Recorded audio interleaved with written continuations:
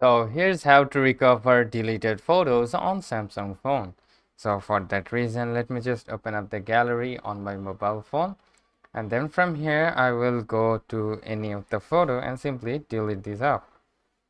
Now if I want to recover the deleted photos on a Samsung device, then I need to tap on the three dots onto the bottom side. Simply tap on the three dots and you will find out the trash bin icon.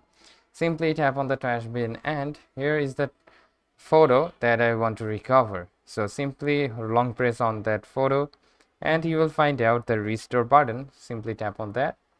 Then again, if we go back, and as you can see, we have successfully recovered deleted photos on a Samsung phone.